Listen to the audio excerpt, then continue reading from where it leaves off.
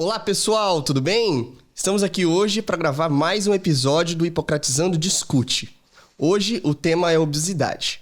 Eu sou o Rafael, estou aqui com a Amanda, e para a gente conversar sobre esse tema, a gente tem conosco a doutora Marjorie Mitty, graduada em Medicina na UEL, fez residência em Clínica Médica e Endocrinologia pela UEL também. Seja muito bem-vindo, doutora, é um prazer ter você aqui conosco. Obrigada pelo convite. Fiquei muito feliz com o convite de vocês. Ai, que bom. Pra gente honrar a casa, né? Honrar a UEL. Oh, com certeza.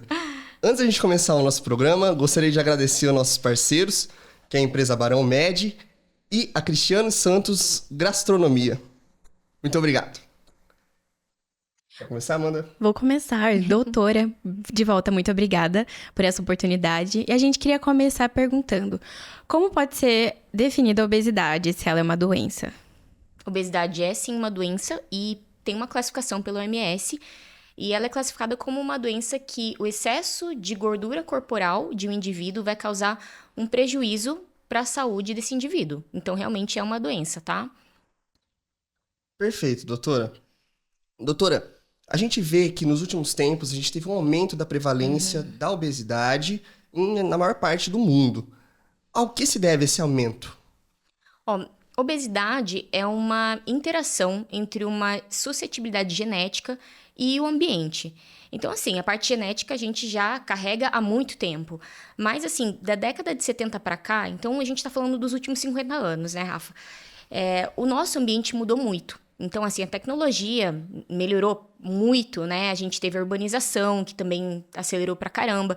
E tudo isso mudou muito o nosso estilo de vida. Então, assim, a nossa rotina, a gente trabalha muito, estuda muito, dorme pouco, né? Então, assim, a gente sempre tá tendendo a ser mais sedentário, é claro, né? Anda de carro pra lá e pra cá. A gente tem que se esforçar até pra fazer atividade física, se organizar pra fazer, porque realmente a gente teve muitas facilidades, mas ao mesmo tempo essas facilidades não colaboraram na questão de saúde. Então, também relacionado a isso, tem a questão da alimentação, porque surgiram muitos alimentos ultraprocessados, então esses alimentos que às vezes é desse tamaninho, assim, pequenininho, mas assim, é super calórico, você pode comer uns 20 desses que nem não te traz saciedade. Então, tudo isso colaborou. A abundância de alimentação, porque antes não tinha essa possibilidade, esse acesso que a gente tem hoje, e o estilo de vida mesmo. Então, a gente tem muito estresse, então a gente tem essa questão de que tem muitas pessoas que comem por estresse como uma recompensa mesmo, porque o nosso cérebro, a gente sempre vai buscar uma recompensa, o conforto, isso é natural do ser humano. Então, uma genética suscetível com um ambiente que se alterou muito de 50 anos para cá. Doutora, essa questão genética a gente acaba ouvindo pouco. A gente ouve muito mais falar sobre os hábitos alimentares e de vida da pessoa obesa. Como esses fatores genéticos influenciam na obesidade? Então, as doenças genéticas que são relacionadas à obesidade, a gente tem que pensar naquelas doenças que são as obesidades monogênicas e as sindrômicas. Então, o exemplo mais clássico da sindrômica é a síndrome de Prader-Willi, que é aquele indivíduo que desde o bebezinho, desde muito novo, ele tem obesidade, tem características específicas no físico, então tem uma dificuldade na questão intelectual. Então, isso seriam as obesidades sindrômicas e as monogênicas também têm vários tipos. A obesidade que a gente está falando aqui, que realmente está muito presente na população, é uma obesidade que tem vários genes envolvidos, né? Então, a gente não pode falar só de um ou dois. Existe um gene que a gente sempre vai falar sobre ele, que é o gene FTO, que é o Fat Mass and Obesity Gene, que ele vai atrasar o impulso de saciedade no sistema nervoso central. Então, é como se o indivíduo ele comesse, mas ele vai comendo, se alimentando, mas a sinalização no sistema nervoso central de que, sabe, comeu e saciou, é mais devagarzinho essa sinalização. Então, por isso, realmente, o indivíduo acaba comendo mais. E esse gene está presente em 20% a 25% da população. Então, ele é bem prevalente mesmo. Nossa. Isso é só um exemplo, tá? De um dos genes. Imagino que tem muita coisa ainda. Tem muita coisa. Uma coisa interessante que eu achei que a doutora comentou foi sobre os alimentos ultraprocessados, sobre a quantidade de porções.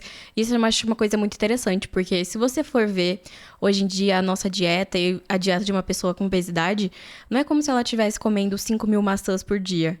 Ela vai comer 1, 2 porções de alguma comida ultraprocessada e já deu o dobro de calorias que ela poderia comer naquele dia. E eu escuto muito de pessoas mais idosas falando que, na minha época ninguém engordava, mas eu acho que deve ser justamente por causa dessa questão dos alimentos ultraprocessados. Mas tem uma idade em que o diagnóstico é mais comum, uma faixa etária? Antigamente, era a partir de 50, 60 anos. Então, você via mais pessoas com obesidade nessa faixa etária. Então, hoje, a gente vê que é cada vez mais cedo, né? A partir de 20, 25 anos e até questão de obesidade infantil, que a gente tem falado muito sobre obesidade infantil, porque é algo realmente tá virando uma epidemia de crianças com obesidade, né? Então, cada vez mais cedo mesmo. Doutora, agora passando um pouco para a parte sobre a fisiopatologia da obesidade, a gente sabe que a obesidade muito é causada pelo excesso de calorias, ingestão excessiva. Qual a diferença entre o superávit e déficit calórico e como isso influencia no total? Até fazendo até um link aí com os alimentos ultraprocessados, como isso mudou de acordo com o tempo? Então, acho que primeiro a gente tem que entender o que é caloria. Então, caloria é uma medida de calor, de energia. Então, sempre se fala o seguinte, então se você ingere mais calorias e você gasta menos, você fica com um saldo positivo, um superávit. Você fica com um saldo positivo no banco, né? De energético do nosso corpo. Aí o déficit, daí vai ser o contrário. Se você comer menos e você gastar mais, você fica devendo, você vai ter que pagar com o estoque energético que você tem. Onde que está o estoque energético? No tecido adiposo. Só que assim, gente, não é que eu quero dizer que caloria não seja importante. É importante. Então, a cada 7.000 calorias que você faz de déficit, você perde 1 quilo de gordura. Só que tem uma coisa muito importante que as pessoas esquecem e todo mundo fala assim, é só você fechar a boca para emagrecer e gastar mais e ir na academia todo dia que tá tudo certo. As pessoas esquecem do perfil hormonal. Então, os hormônios têm muita importância nisso. E um exemplo que eu dou para os pacientes em consultório é que assim, sabe um adolescente quando ele tá na fase lá do estirão? Que Sim.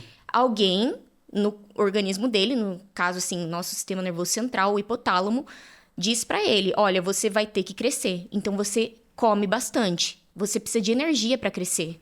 E por que você vê lá que ele faz um pratão, você até assusta, você fala assim, nossa, esse meu primo tá aqui na puberdade, tá comendo pra caramba, né? E por que ele não aumenta o tecido adiposo dele e ele cresce? Qual que é o principal hormônio que tá ligado nesse momento, que tá funcionando nele? É o GH, né? É o hormônio do crescimento. Então, ele não tá acumulando essa energia dele no tecido adiposo, porque quem tá agindo é o GH.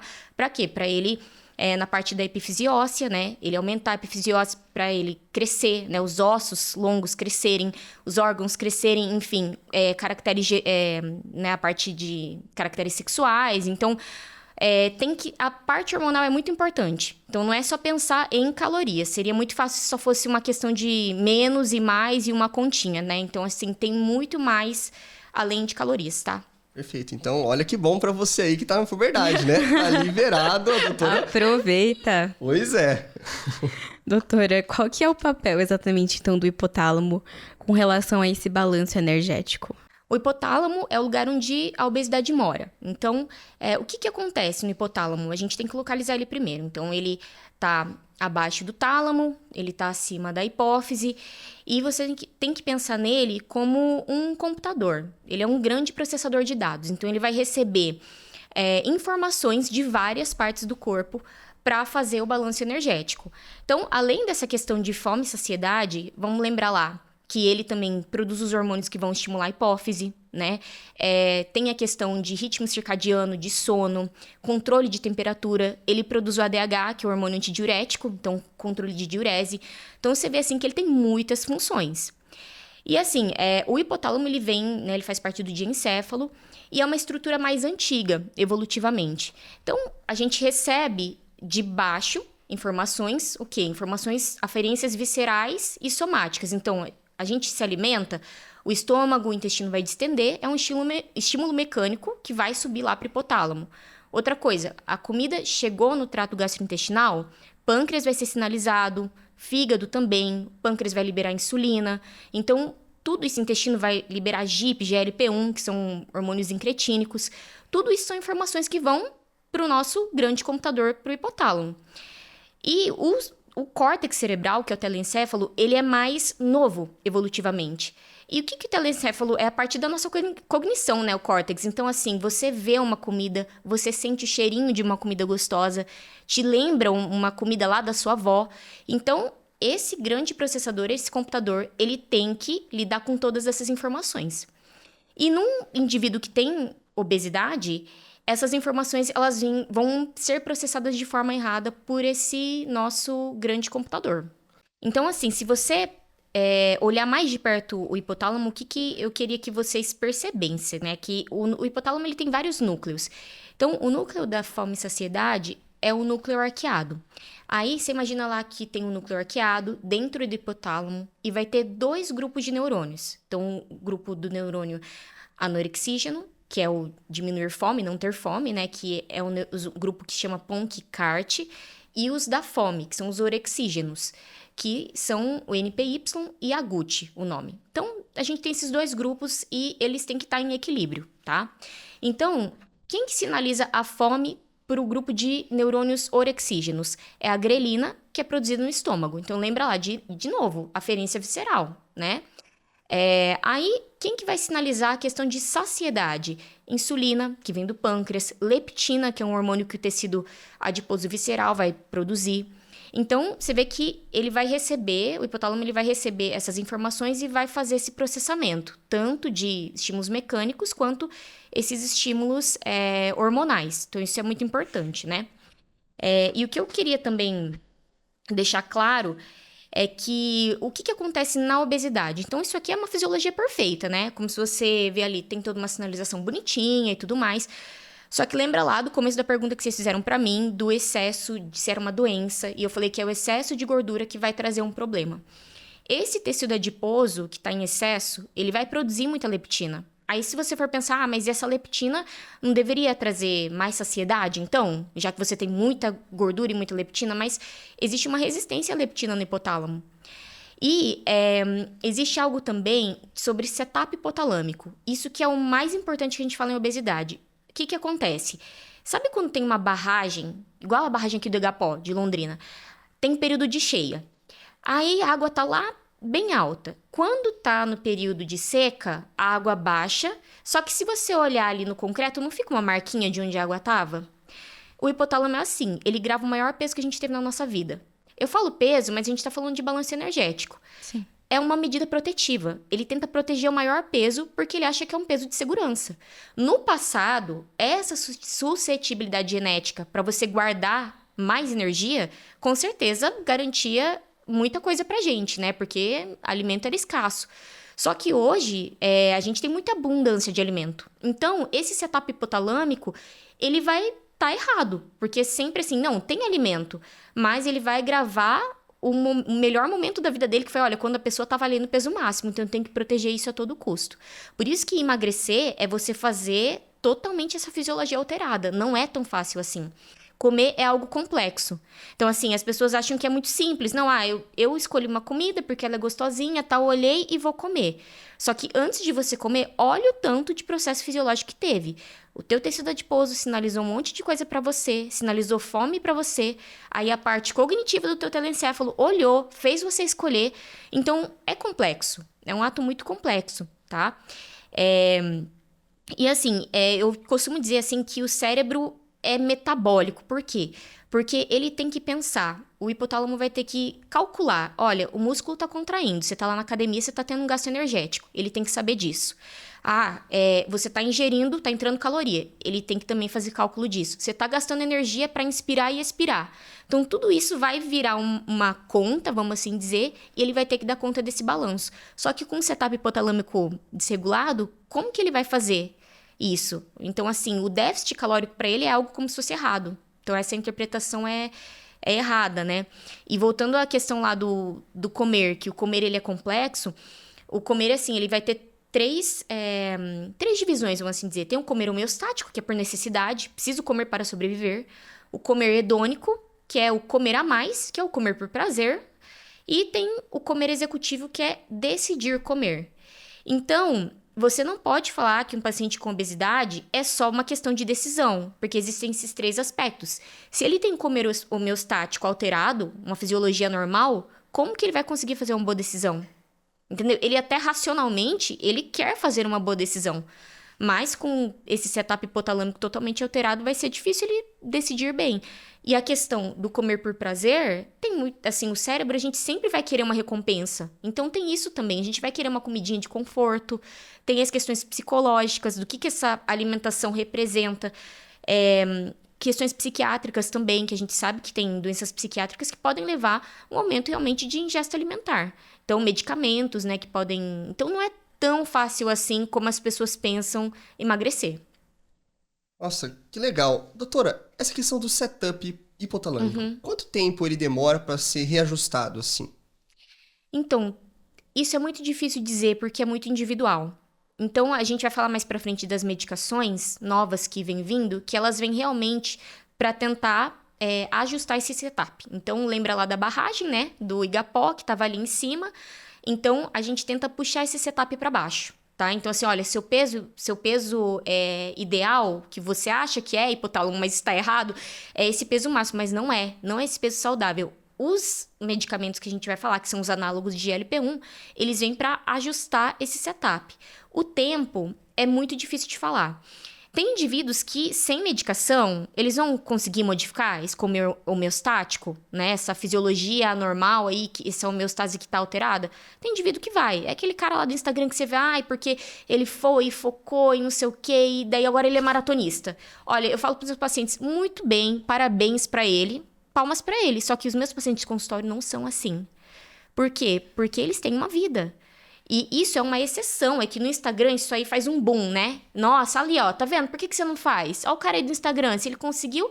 Mas assim, o cara mora, sei lá nos Estados Unidos, o cara é do Canadá. Ele tem uma outra história de vida, ele tem uma genética diferente que a sua. Você, sei lá, você é mulher, você tem a idade diferente. Então, assim, uma genética diferente, como não são coisas comparáveis, entendeu? Isso que eu acho muito chato, né? O estigma vem daí, de olha aí, a pessoa conseguiu, por que você não consegue? É força de vontade, é só você querer. E não é bem assim. Quando você entende a fisiopatologia da obesidade, você acaba vendo que não é culpa do paciente, sabe? Sim, realmente parece ser uma coisa muito complicada. É uma coisa muito complicada, Sim. né? E doutora, nessa questão, até mesmo a gente vê, realmente, na vida real é complicado a gente pegar com os trabalhos, com os estudos, conciliar certinho uma atividade física e mudar completamente os hábitos. É por isso que, às vezes, uma pessoa que está lá consistente, às vezes por algum tempo, tentando mudar de vida, acaba comendo algumas outras coisas, tem uma semana ruim e acaba voltando, regredindo mais do que o normal. É por causa do setup É por causa do também? setup. Porque, assim, a pessoa, no comer executivo, ela se organiza, ela tenta realmente, mas essa homeostase alterada vai sempre puxar, querer que ele coma mais para ele restaurar o balanço energético, tá? Então, realmente, por isso que é uma doença que a gente fala que é muito recidivante, né? O indivíduo vai lá, emagrece e tal, só que daqui um pouquinho ele vai lá e ganha peso de novo. Então, mas é porque ele descuidou? Não é exclusivamente por isso, acontece, claro, né? A gente tem que manter uma constância. Mas se uma pessoa tem uma fisiologia alterada, é muito difícil você manter uma constância, só querendo, né? Sim. Perfeito. Doutora, agora perguntando sobre gordura visceral, gordura periférica. Qual a diferença delas? Qual é a relação delas com a obesidade? A doutora comentou até da leptina. Como é que funciona toda essa questão? Tá. Então, a gordura ela é principalmente dividida entre a gordura visceral e a gordura subcutânea. A visceral é aquela que fica na cavidade abdominal, então fica entre os órgãos do abdômen, e é um órgão, a gente fala que é um órgão endócrino, porque ela produz citocinas, produz muitos hormônios, como a leptina que eu já citei. E dessas citocinas, quando esse tecido gorduroso está em excesso visceral, vai produzir citocinas inflamatórias. Um exemplo que eu gosto de falar é o TNF-alfa. E essas citocinas inflamatórias, elas vão lesar endotélio. Por isso que a gente fala de uma síndrome cardiometabólica renal. Porque esse excesso de gordura visceral, além de prejudicar, claro, essa questão de hipotálamo, que a gente falou que tem realmente, né, um caminho ali entre os dois, uma grande comunicação, lesão do endotélio causa aterogênese. Então, realmente, por isso que falam assim, olha, gordura visceral aumentada aumenta risco cardiovascular. É por isso, porque realmente lesa endotélio. E isso também vai causar repercussões renais. Então, assim, a gordura visceral é a que a gente sempre acaba atacando. Não, olha, essa questão da circunferência abdominal, né? É uma medida realmente da gordura da cavidade abdominal. Essa é a gordura perigosa que a gente fala, né? Então, assim, é diferente do tecido subcutâneo. Vai ter outro tipo de metabolismo. Nossa, doutora, e a diferença, assim, as pessoas, elas vão ter mais... É a questão genética? Questão de predisposição para a formação de gordura visceral ou subcutânea? Sim. Sim? Você vê que tem gente que acumula mais região glúteo-femoral, que é mais saudável do que a gordura visceral, que é da cavidade abdominal. Às vezes você vê aquele homem que ele tem perna fina, braço fino e um abdômen avantajado, né? Barriguinha de chope. E daí tem aquele pai lá do seu amigo que você vê que ele ele tem obesidade por inteiro, né? Ele não é só a questão do abdômen. Então, realmente, tem uma questão genética de distribuição de gordura corporal. Isso existe. Perfeito. Então, muito melhor você ter a gordura distribuída por todo o corpo, ao invés daquela barriga mais avantajada. A gordura visceral realmente é a pior. Mais perigosa, É né? a mais perigosa. O que é a síndrome metabólica? E qual a relação dessa síndrome com a obesidade? Quais são os riscos dessa síndrome? A síndrome metabólica, ela tem várias classificações. Então, tem da OMS, tem da Sociedade Brasileira de Endócrino. E, assim, ela vai ser constituída por dislipidemia, por hipertensão, a circunferência abdominal entra, é até um critério obrigatório, porque é a medida da gordura visceral. E, assim, também uma intolerância à glicose ou diabetes. Então, todas essas... Dislipidemia... Lembra lá, aterosclerose, diabetes, isso aí, esse descontrole glicêmico também é inflamatório. Então, tudo isso vai colaborar para realmente aumento de doenças cardiovasculares. Então, a síndrome metabólica seria mais essa questão de você reunir todas essas alterações e isso que vai conferir um risco cardiovascular pior para o nosso paciente. Entendi. Perfeito. Doutora, na questão do diagnóstico da obesidade, quais são os critérios e os exames mais recentes para você determinar o grau de obesidade da pessoa, se é uma pessoa obesa? Hoje, pela OMS, a gente usa IMC ainda. Então, lembra lá, né, que é o peso dividido pela altura ao quadrado, né, em metro. E a gente usa a circunferência abdominal também. Mas a gente sabe que tem os erros do IMC, que se você for pegar uma pessoa que tem muita massa muscular, se você fizer um IMC dele, pode dar obesidade de grau 1, obesidade de grau 2. Mas para screening populacional, o IMC ele é bom. Então, assim, diagnóstico mesmo, no futuro, que a gente vai pensar, é questão genética. Então, no futuro, a gente realmente vai conseguir ver, olha, tem pacientes com obesidade, que tem tipos de obesidade diferentes, e de acordo com a genética, futuramente a gente vai conseguir até tentar prever isso, né? Mas, atualmente, o que a gente vai usar é mais IMC mesmo e a circunferência abdominal. Certo. Doutora, agora entrando nos tratamentos, queria aproveitar e pegar esse gancho. Tem diferença de obesidades e tem diferença de tratamento para cada tipo de obesidade? Tem porque quando você vê uma pessoa com obesidade, você vê como se fosse o resultado final de uma doença, né? Eu falo assim para os pacientes também, você vê uma pessoa lá com uma doença pulmonar que está usando um oxigênio, né?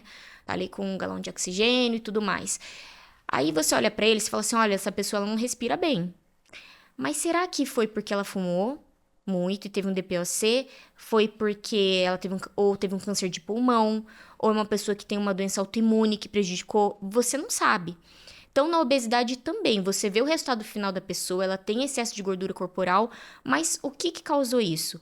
A gente explicou do setup hipotalâmico, mas existem também circuitos cerebrais, circuito mesolímbico, que a gente fala que é um circuito de recompensa. Então, tem pessoas que têm um comer de prazer hedônico muito forte. Então, os tipos de obesidade, até tem um estudo bem legal de um pesquisador que chama Andrés Costa, que ele fez um estudo clínico mesmo, e ele definiu 4 tipos de obesidade.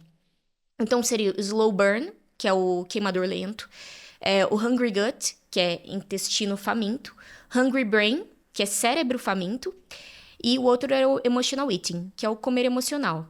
E de acordo com esses 4 tipos, ele deu medicações específicas. E dando medicações específicas para cada tipo, isso foi melhor. Aí, por exemplo, o hungry gut, que é o intestino faminto. É uma pessoa que tem um esvaziamento gástrico muito rápido. Então, ela come, ela sente saciação. Saciação assim, comi, não quero mais comer, estou satisfeito. Saciedade é o que você tem entre 2 refeições, certo?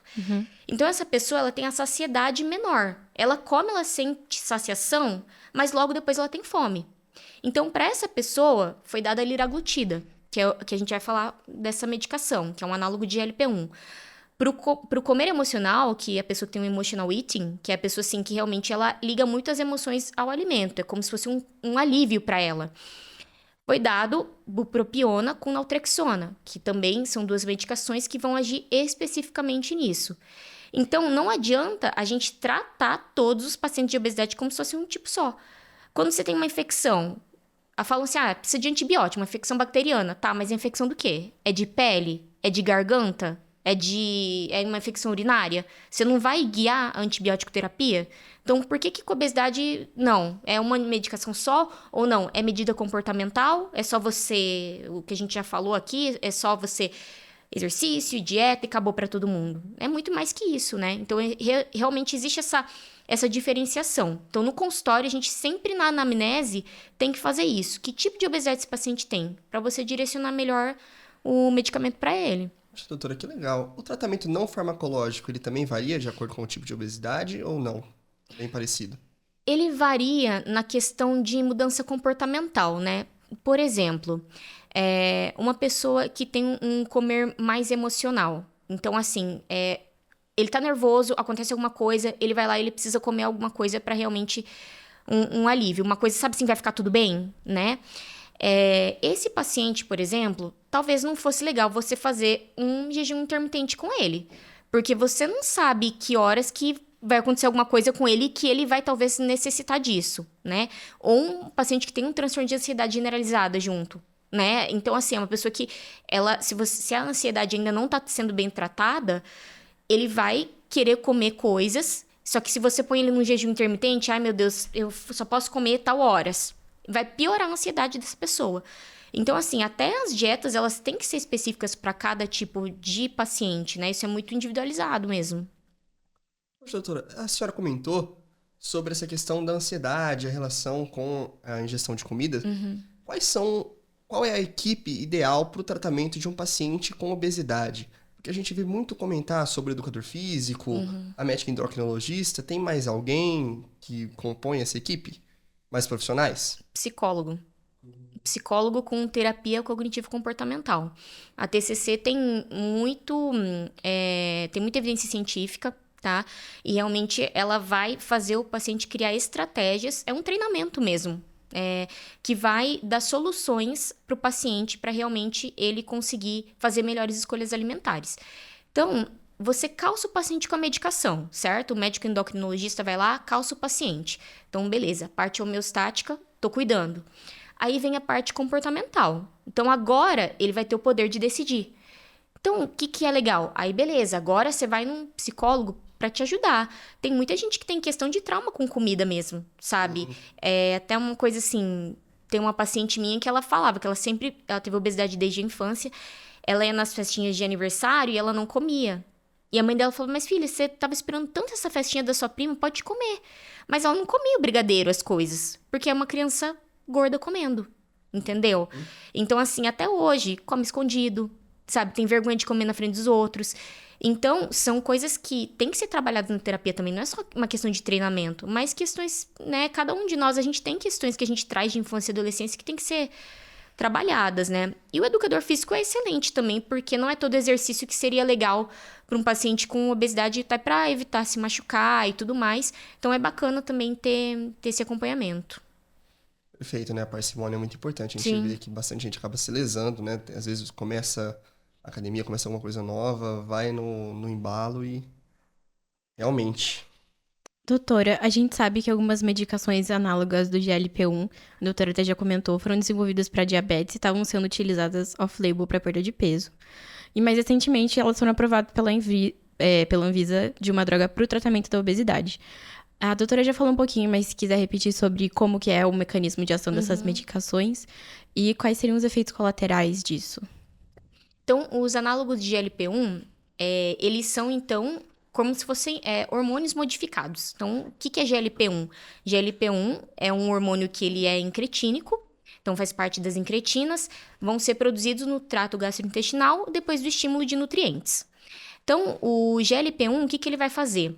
Ele vai no nosso hipotálamo e sinaliza saciedade, tá? É essa a ação dele. E ele vai também no pâncreas e ele estimula o pâncreas a produzir insulina na medida certa. Por isso que até de início foi desenvolvido para diabetes, né? Claro que tem outras ações, mas as principais ações são essas. E essas medicações, elas revolucionaram o tratamento de obesidade. Porque antes, assim, a gente tinha outros medicamentos. Tinha sibutramina, tinha orlistat, aí a própria bariátrica, que ainda tem, né, até hoje. Mas elas são medicações que realmente, assim, para o paciente que faz volume alimentar, aquela pessoa que não tem um clique de saciação, de saciedade, ela come, não consegue parar. E não é realmente algo de decisão. Até tem uma paciente minha que ela falou, doutora, sabe quando eu sei que é pra parar de comer? Quando todo mundo tá parando de comer. Aí eu sei que, poxa, eu acho que agora já deu. E você vê assim, que a pessoa não tá mentindo, que ela não é preguiçosa, ela é, sabe, a pessoa tá ali na sinceridade te falando. Então, essas medicações, pra quem faz volume de comida, vai muito bem, tá? Agora, por exemplo, comer emocional, o análogo não vai agir nessa parte. Aí seriam outras medicações. Se não tratou a ansiedade, ou o paciente que tem aquela questão de beliscos de doce. Tem pessoas que elas têm necessidade realmente de 1 hora tá lá beliscando porçõezinhas de doce. Não é o análogo que vai pegar. Então, assim, atualmente a gente tem liraglutida, que foi a primeira que surgiu, o famoso Saxenda. A gente tem atualmente semaglutida, que esse é o famosíssimo Ozempic. A gente tem o Ozempic via oral, que é o Rybelsus. Eu falo que é o Ozempic via oral, mas é semaglutida oral, né? A molécula é semaglutida. E agora a gente tem o Wegovy, que é a semaglutida em doses maiores, também injetável. Então, essas medicações, elas vêm realmente para esse mecanismo de ação de saciedade. Sobre o colateral, que você falou. Então, assim, você pensa assim, que outra ação lembra lá do GLP-1. O GLP-1, ele é o hormônio que ele vai durar 3 minutos, tá? Na nossa corrente sanguínea. Esse GLP-1, o análogo de GLP-1, ele dura mais tempo. Então, a semaglutida, a aplicação é semanal, né? A semaglutida injetável, ele vai durar 1 semana. Então, é um GLP-1 que dura muito tempo. Por isso que ele traz saciedade por mais tempo. E o que o GLP-1 ele faz, além da questão do pâncreas e hipotálamo? Ele pega e vai deixar o nosso trato gastrointestinal um pouquinho mais devagar. Então, se você tem um GLP-1 que age por mais tempo, o nosso trato gastrointestinal fica mais lento e daí dá um pouquinho de náusea, aquela sensação de empachamento, sabe? Que os pacientes falam, nossa, doutor, parece que eu comi alguma coisa e que não vai pra frente, não vai pra trás, sabe? Pode constipar também por esse alentecimento. Então, tudo isso pode acontecer. Mas são colaterais, assim, que são contornáveis, varia de paciente para paciente, pode piorar em subida de dose de medicação. E eu falo para eles, bebe água. A gente tem que beber muita, muita, muita, muita água. Porque pro bolo fecal realmente ter uma consistência que não fique endurecida, você precisa de água e fibra. Então, com medidas, assim, dietéticas e outras medicações que a gente pode usar para colaterais, vai bem. Doutora, a senhora tinha comentado que esses medicamentos foram uma revolução no tratamento da obesidade. Como exatamente eles vão ajudar nesse tratamento? Onde que eles vão entrar junto ali dos tratamentos que a gente já tinha anteriormente? Com a questão do volume alimentar, da saciedade, como eu te falei, então assim, se o paciente ele come, eu falo assim, né, em consultório, se ele come assim, ele vai comer assim. Então, vai diminuir o volume alimentar dele, né? Então, o que eu falo para eles? Eu falo assim, nesse espacinho aqui que você tem fome, você vai fazer boas escolhas. Porque agora você não vai ficar naquele desespero, agora você vai conseguir enxergar o alimento de uma forma mais clara, né? Então, assim, saciedade, o paciente ele vai ter um tempo para realmente fazer a escolha alimentar, né? Então, assim, eu acho que isso que é o grande benefício. É você realmente ajustar a parte homeostática que estava ali desregulada, né? É ajustar o hipotálamo que não estava funcionando muito bem, né? O setup hipotalâmico. Então, é isso que a gente tenta fazer. E existe contraindicação para prescrição desses fármacos? Existe.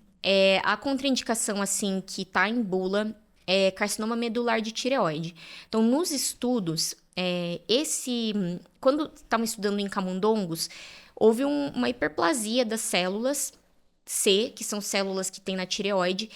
E o que aconteceu? Quando você deu análogo de GLP-1 para esses camundongos, teve esse crescimento celular. Então, claro que a gente não tem como extrapolar 100% para humanos. Mas se nos camundongos teve realmente essa hiperplasia, quem tem carcinoma medular de tireoide, que é o câncer específico dessa célula, a gente não pode se prescrever.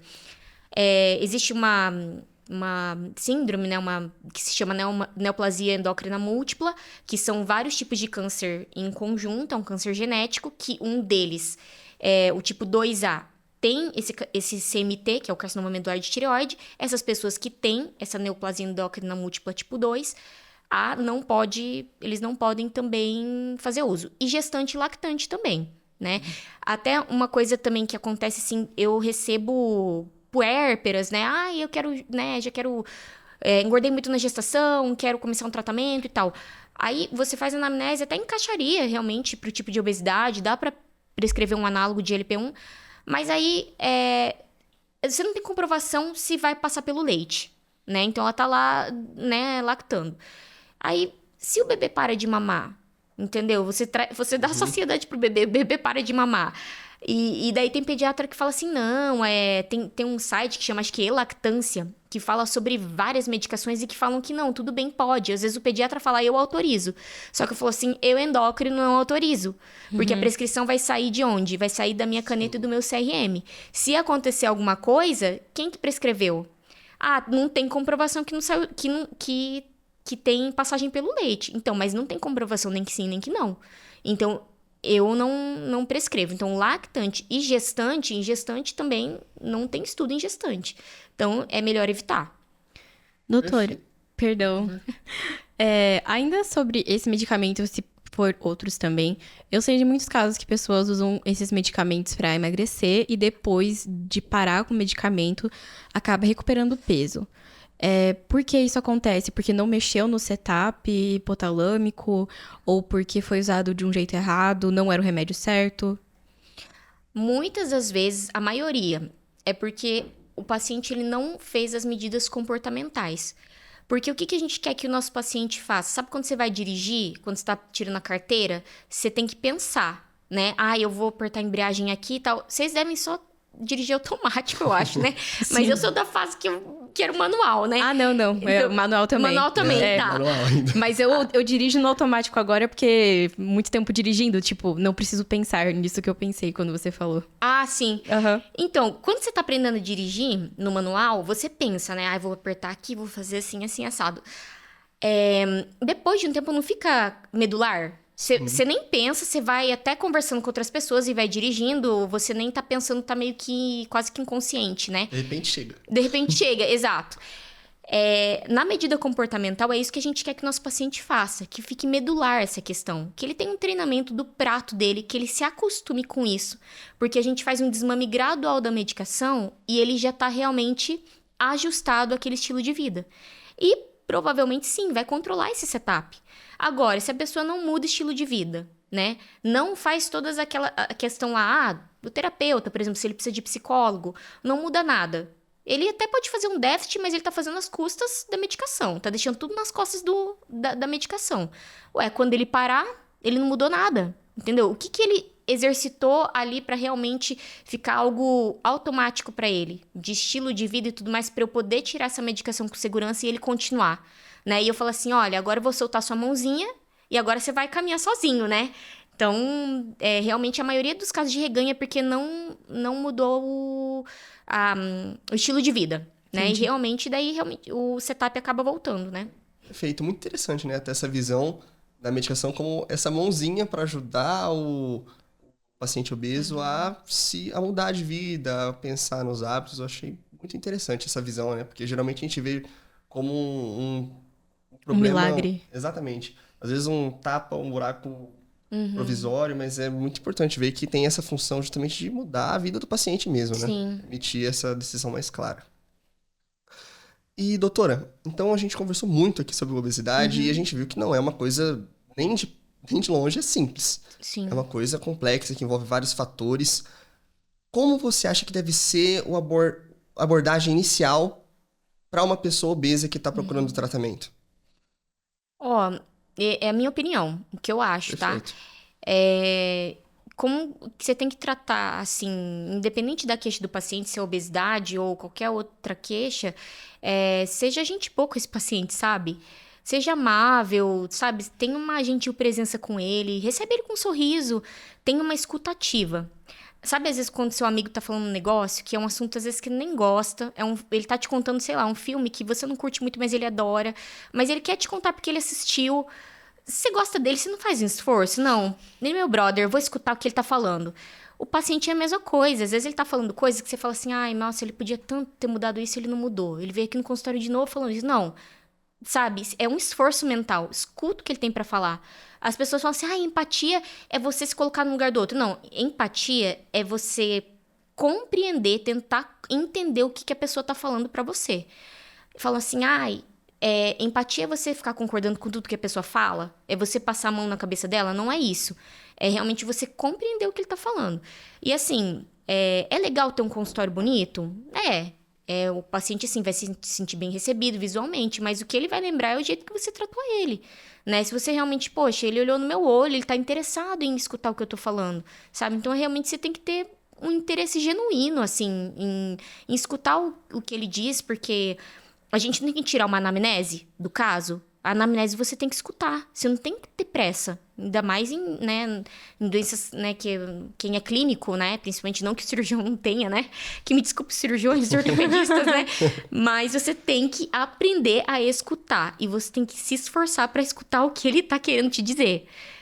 Eu acho que isso é o principal. E também desprender de julgamento, eu acho, sabe? Sim, com certeza. Então, assim, desprende de julgamento, escuta o que ele tem pra dizer. É uma pessoa, às vezes, que tem uma cultura, uma visão de mundo totalmente diferente da sua, que às vezes você até não concorda, mas calma, escuta o que ele tem pra falar pra você, sabe? E de consultório, assim, também que eu queria contar pra vocês, né? Essa questão quando fala assim, o paciente obeso ele não se esforça ou que ele não tem força de vontade, né? Quando você começa a atender vários pacientes assim, tem um N grande de pacientes com obesidade, você começa a ver assim, você pergunta da vida da pessoa, não tem como, você tem que colocar ela entender o contexto social dela, né? Aí você vê assim que, poxa, são pessoas maravilhosas, sabe? Você fala assim, poxa, por exemplo, a paciente minha ficou viúva super cedo, com 36 anos. Aí ela cuida de um pai idoso. Tem 2 filhos. Um dos filhos é autista nível 3 de suporte. Aí ela leva ele pra lá, pra cá. Ela trabalha, ela é autônoma. Olha o tanto de coisa que ela faz e ela tem obesidade. Aí você fala, como que eu posso virar pra ela e falar assim, você é desorganizada. Você não tem força de vontade. Muita pessoa no lugar dela já teria desistido de muita coisa, né? Então, assim, você vê que não é questão só de esforço, né? São pessoas que realmente, elas têm uma vida, têm um contexto social, você tem que respeitar isso. E independente, assim, sabe? Trata essa pessoa. Eu vejo comentário assim, às vezes comentam lá no meu Instagram, assim... então, se é suscetibilidade genética e meio... então por que a pessoa... É só ela não se expor ao meio ambiente, é só ela não ceder... Como se fosse tão fácil assim. O macro é o mundo que a gente vive. É um ambiente obesogênico. Ok, a gente tem que criar um microambiente. Isso aí é fato. Tudo bem, o mundo tá errado, as coisas estão erradas, mas você vai tentar criar um microambiente. Só que a vida das pessoas é diferente, elas têm histórias de vida diferentes, que realmente o ambiente acabou influenciando para ela desenvolver essa doença. O que você vai fazer? Você vai virar para ela e falar, você devia ter feito isso, isso e isso. Não, você não vai fazer isso. Você vai... Não, ok, desenvolveu a doença? Vamos tratar? Vamos ver o que você precisa? Você tem filho? Seu filho pode ter uma genética para obesidade. Então, vamos tentar evitar que ele desenvolva? É isso que você vai fazer. Não ficar, sabe, né? Vocês entenderam o que eu quis dizer, Sim. né? Com certeza. Isso, Com inclusive, certeza. ao meu ver, é uma coisa super importante do tratamento, né? Uma pessoa que tá procurando ajuda para tentar mudar de vida... Chega lá e a pessoa não escuta ou esfrega na cara da pessoa, é complicado. Às vezes até abandona o tratamento. Isso. A gente se julga tanto, imagina aí num consultório ser julgado pelo profissional. Então, com certeza, o que você falou é o que a gente espera mesmo. E se ela tá lá, ela tá querendo ajuda, não é? Ela saiu da casa dela, ela se arrumou. Às vezes ela deixou o filho com alguém pra ir lá. Ela pediu pegou o banco de horas lá do trabalho dela pra ir na tua consulta. Então, ela tá querendo ajuda. Ai, mas ela fez um monte de coisa errada no passado, que seja, sabe? Falou assim, gente, pega daqui pra frente. Ela tá lá realmente pra você ajudar ela. É isso que você tem que fazer, né? Você vai, tecnicamente, do que você estuda, você vai montar um painel de análise. E através do seu painel de análise, você vai passar pra esse paciente, de forma da linguagem dele, não em mediquês, quais são as opções terapêuticas. Você tem que deixar ele consciente das escolhas, entendeu? O papel da gente não é escolher pelo paciente ou forçar ele a fazer o que ele quer, né? Você até sabe o que é melhor para ele, mas se ele não quiser, a questão é que você, como médico, você vai lá, estuda, faz seu painel de análise, oferece para ele, deixa ele consciente e ele vai fazer a escolha dele. Ele tá na frente da linha do tratamento, entendeu? Você tem que dar autonomia para ele, mas uma autonomia consciente. Uhum. Doutora, foi ótima a nossa conversa aqui. Tenho certeza que elucidou muita coisa sobre obesidade para muita gente, para mim, com certeza. E eu queria saber da senhora qual é a dica, qual o conselho que você daria para uma pessoa que está nos assistindo agora e que acredita que está obesa. Procurar um endocrinologista ou um bom nutrólogo também, que eles sabem tratar bem. E procure um real endocrinologista, ou seja, um endocrinologista que tenha RQE, que é Registro de Qualificação em Endocrinologia, porque hoje a gente vê que existe uma invasão, né, nas áreas médicas, não que as especialidades não tenham uma interdisciplinaridade, não é isso. Mas, assim, é importante você se consultar com alguém que realmente tem um conhecimento de hormônios, de obesidade. Pesquise se tem... Primeiro, se ele tem RQE. Claro que isso não é certificado de que o médico vai ser super bom. Mas isso já diz alguma coisa. Ele passou por uma residência médica, fez 6 anos de medicina, fez 2 anos de clínica médica, fez 2 anos de endocrinologia, né? Estudou realmente doenças das glândulas endócrinas. E depois, eu acho que hoje tá tudo na internet, né? Então, assim, veja ali o que ele posta, qual que é a visão dele, né? Se é um médico que estuda, converse também com pessoas que se atendem com ele. Volte e meia, você vê lá um pacientinho que comentou ali, doutora, não sei o que, não sei o que. Poxa, chega no inbox desse paciente e pergunta assim, como é que é o atendimento dessa doutora? Você pode me ajudar? O que você acha?